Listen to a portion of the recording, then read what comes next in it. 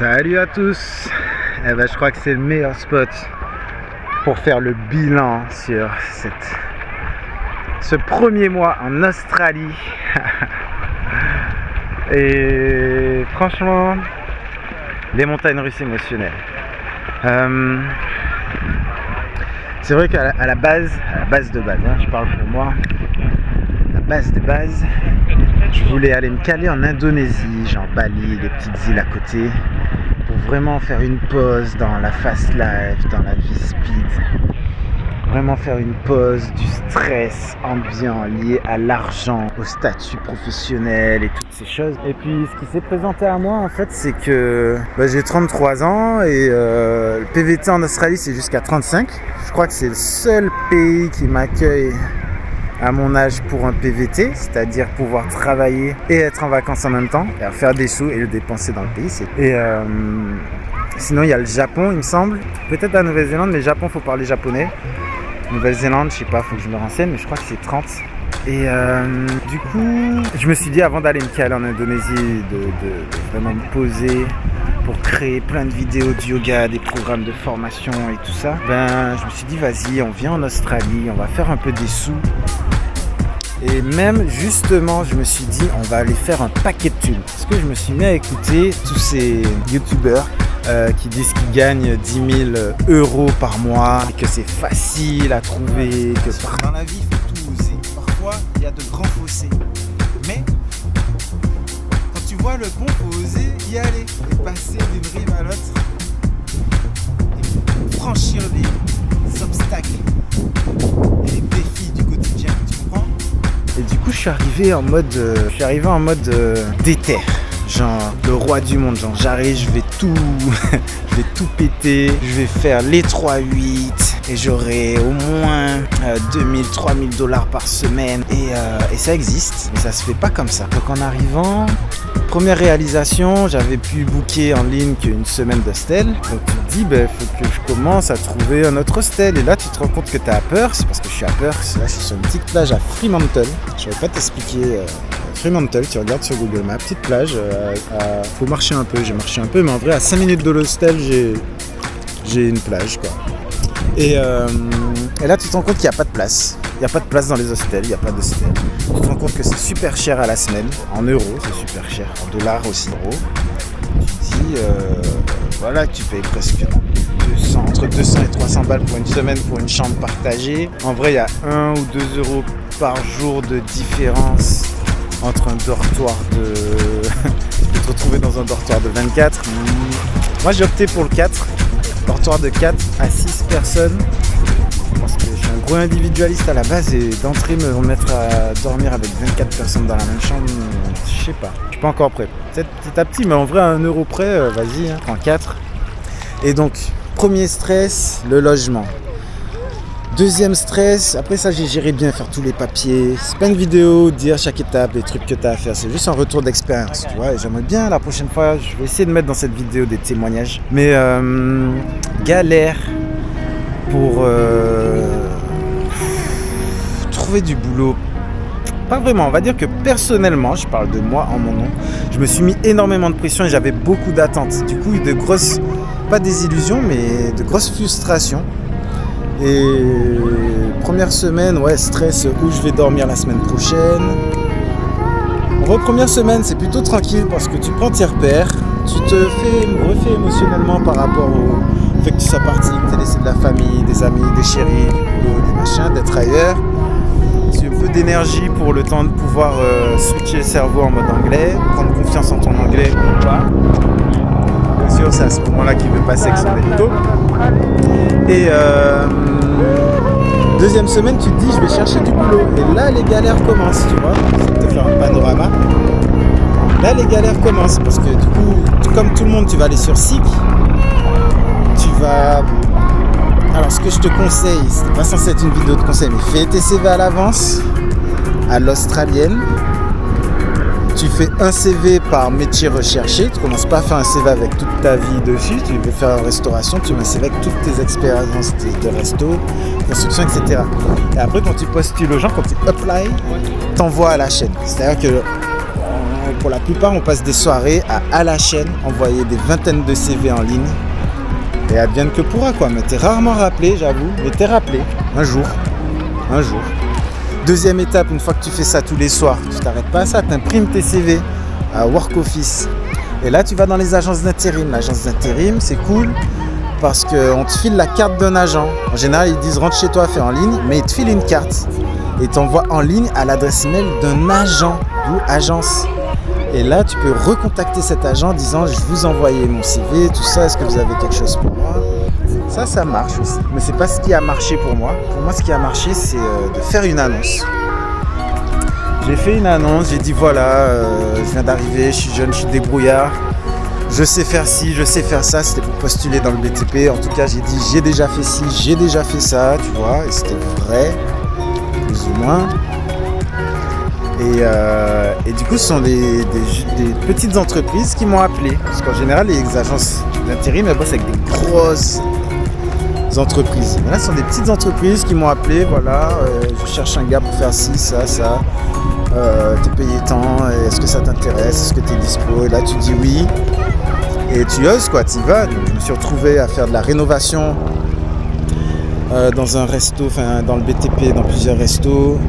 Peut-être fait ça 2 semaines, j'ai arrêté, plus ou moins arrêté hier parce qu'ici, tu vois, ici un jour je suis allé sur le chantier, il n'y avait personne, j'appelle le gars, il me dit ouais, je t'avais oublié, finalement prends ta journée.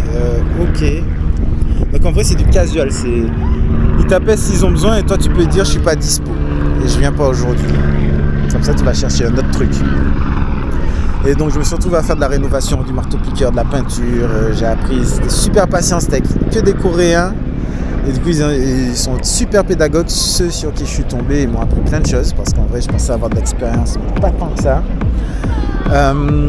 Ensuite, je suis allé faire un tour pour regarder le sunset et décompresser de mon stress avec une autre backpacker aussi qui était sous pression. Et c'est galère, tu sais pas où tu vas te loger, tu sais pas comment tu vois tes économies fondre à vue d'œil, tu vois, comme un glaçon. Et ben on est allé boire un coup et on est allé regarder Sunset et il y avait un resto et du coup dans ce resto, quand j'ai vu le resto, j'ai dit je veux bosser là. T'as le resto, je vais te mettre une photo, je crois que j'en ai fait. T'as le resto et t'as la plage à côté et c'est magnifique. J'ai dit mais en fait je vais faire un combo parce que comme tu sais je vais filmer des séances de yoga sur cette chaîne. Donc je vais faire un combo, tu vois, où je vais faire des séances de yoga le matin à filmer.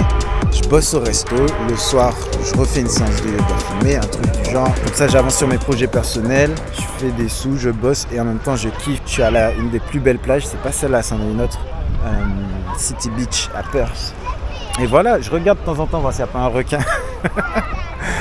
Et voilà un peu le délire, tu vois, le délire un peu, les gens là, ça. On va aller là-bas, allez on va là-bas. Et ouais, cool, donc première semaine super stressant. Et le truc qui se passe, c'est qu'il y a beaucoup de gens, tu les vois super stressés derrière leur ordi, à faire des CV en dernière minute, à commencer à postuler, à voir les jambes qui tremblent, à pas sourire. Tout le monde est dans son téléphone dans l'hostel, ça dépend de l'hostel. Mais ça, c'est quand tu viens d'arriver. Et après, j'ai pris sur moi et j'ai dit, mais en fait, ok, j'ai eu cette sensation qu'un an, ça va passer vite, qu'en fait, je suis là, si je trouve un taf, à quel moment je vais aller faire mes fermes et tout ça. Mais pour trouver une ferme, souvent, c'est galère, faut une voiture, c'est des idées reçues, mais quand même, c'est bien de pouvoir bouger, quoi, de ferme en ferme. Et patati, patata, et je me suis dit, vas-y. Ils sont en train de me matrixer dans leur pays de stress, d'argent. Je me détends. Et bon, leçon de yoga, leçon de la vie en fait. Quand tu lâches prise, tout arrive. Et là, le resto que je voulais, bien sûr. Alors, je te dis le secret, il faut parler aux gens. Tu vois, l'annonce que j'ai fait, je ne savais pas qu'il fallait faire des annonces. C'est en parlant comment tu as trouvé du taf à quelqu'un, il m'a dit, fais une annonce. J'ai fait, ça a marché. Après, quand je suis allé voir le sunset, machin, j'ai pris le bus. Coïncidence, j'ai raté un bus, j'ai pris un autre bus. J'ai vu 2 gens en uniforme, j'ai dit hey, how are you today? Et c'était des Français, ils m'ont dit vous bossez où? J'ai dit vous bossez où? Je bosse là, j'ai dit mais c'est le resto où je veux bosser. Ils m'ont dit justement, ils cherchent, reviens demain. Eh ben, tu crois quoi? Demain, pipi chantant, je suis réveillé, mes CV étaient déjà imprimés, je suis allé poser, même le dimanche c'est ouvert, je suis allé imprimer. Et en vrai c'était déjà imprimé. Donc imprime. Et je suis allé poser mon CV. Et j'ai attendu une semaine, ils m'ont rappelé. Bam, c'est mieux payé que l'autre emploi. J'ai un contrat, j'ai tout, c'est carré. J'ai laissé sans vraiment laisser. tu vois. J'ai laissé le bâtiment. Et là, je suis au resto. Entre-temps, je fais du déménagement grâce à un pote Kevin. Donc, de temps en temps, je fais du déménagement. Donc, au final, bilan, en un mois, j'ai 3 jobs. Et c'est pas tout le temps, c'est pas encore... ça fait que 2 semaines que je bosse, en vrai. Ça fait 2 semaines que je bosse, que j'ai trouvé du boulot. Je suis arrivé 1 semaine pour les papiers, 1 semaine à chercher, 2 semaines à bosser. J'attends toujours les payes. Ça aussi, c'est un truc. Autant tu tombes sur des entreprises super carrées, autant les autres, viens, bosse. Tu parles pas de ton argent, ils parlent pas de rien, ils te demandent rien. Tu sais même pas si t'es au black, si t'es quoi, si tu seras payé. C'est un peu tête, ça dépend. Soit c'est extrêmement carré, soit c'est super tête en l'air. C'est à toi d'être carré avec toi-même et d'oser dire les choses. Mais prends le premier job et après tu verras. Mais voilà, émotionnellement c'était dur. Franchement, à plusieurs reprises, je me suis dit vas-y, je me casse de ce pays, il n'y a pas d'endroit où dormir, ça coûte super cher. Voilà quoi, enfin... Au final, on me dit ouais, tu vas gagner plein de sous, mais bon, j'ai trouvé du 27 $ de l'heure, 28, 27, ok. C'est du brut, au final, ça fait 24 quelque chose. Et après, quand tu convertis en euros, ben, t'es un peu sur du 15 € de l'heure. C'est beau, hein, t'enlèves le transport qui coûte super cher, environ 50 $ de transport chaque semaine. T'enlèves le petit sandwich, le petit jus du matin, où t'es vite à 15 $, vite fait un truc. Tu vois, t'es pas beaucoup, hein. En tout cas, c'est là où j'en suis pour l'instant. Les week-ends sont mieux payés. Et ça commence à aller dans ma petite vie parce que j'ai décidé de lâcher prise sur l'idée de faire 50 000 € en un an d'économie. Je me suis dit, vas-y, on bosse, on kiffe, il y a des jolis endroits, des jolis paysages. Vas-y, on fait, on se détend. Et en me détendant, ça va beaucoup mieux dans ma tête. Donc, l'idée, c'est de pas être... Parce qu'il y a des gens dans le mal-être, où il y a des gens qui sont dans l'auberge et qui, face à ce petit coup dur, se retrouvent à continuer à consommer plein de weed et tout, donc au final un peu lazy, blasé. Et du coup, comme tu fumes, bah, tu peux pas passer le drug test pour certains boulots, donc tu te fermes certaines opportunités d'emploi. Il y a un sacré équilibre à trouver dans cette vie ici, entre je kiffe, je chill, je bosse, je voyage et tout ça. Moi je suis en route, hein. Je ne l'ai pas encore trouvé, je te dis ça fait qu'un mois. Et normalement derrière ce petit témoignage, je te mets quelques vidéos de quelques trucs que j'ai fait. Et sinon, anticipe et des économies. Perth c'est un peu dur côté logement, par contre il y a du boulot, c'est vrai. Et franchement, si tu viens en Australie, sois ouvert, reste pas dans ton coin.